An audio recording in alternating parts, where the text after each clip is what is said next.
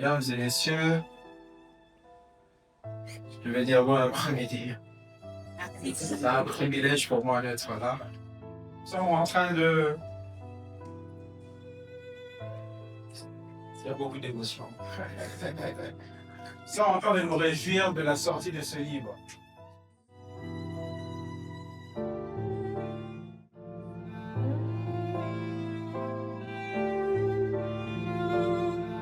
On parle ici le veuvage, le mariage, la foi, toutes ces choses réunies ensemble.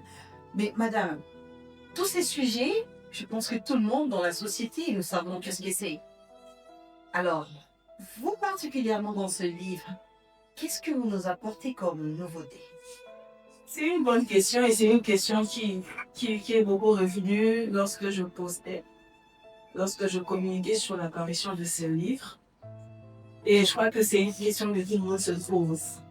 Ou au moins c'est une tendance que les gens pourraient prendre.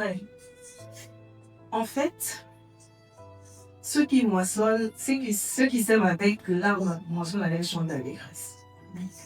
Et un champion ne se définit pas par sa victoire.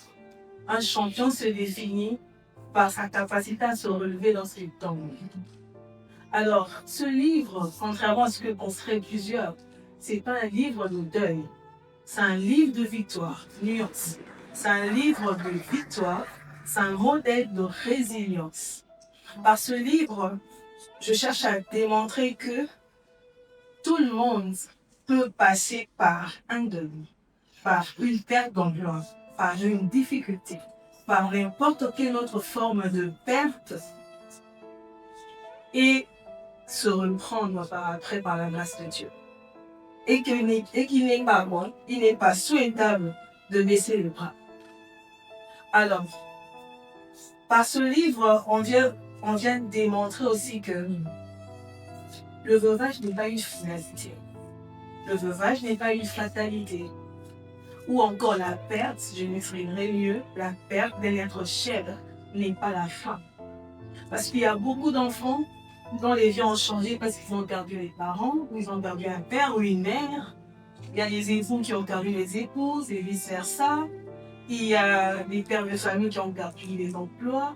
Il y a toutes sortes de difficultés, de pertes, de douleurs qui peuvent survenir, mais que ceci ne soit pas un frein pour nous. Alors, est-ce que ce livre me replonge dans le monde de deuil? Bien sûr que non, puisque je ne l'ai pas écrit en plein deuil. Je ne l'ai pas écrit alors que je pleurais. J'ai pris le temps pour moi, j'ai pris le temps de le guérir. J'ai eu à pleurer pendant que je pleurais, je ne pensais pas écrire. Pendant que je cherchais comment marcher, je ne pensais pas écrire. J'ai attendu d'être suffisamment restaurée. J'ai même été bénie par après. J'ai oublié mes larmes, mes peines. J'ai oublié cette douleur et je suis aujourd'hui une femme relevée.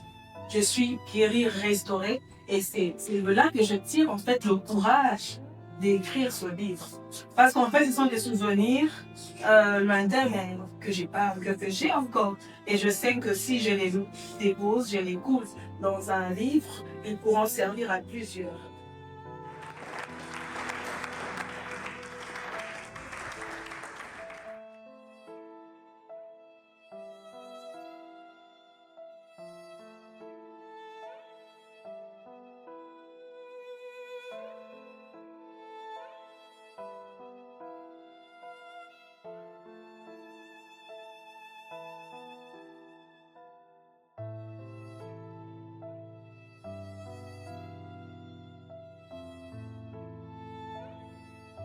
Un témoignage qui va nous fortifier. Voilà pourquoi j'ai aimé les paroles de l'auteur. Il dit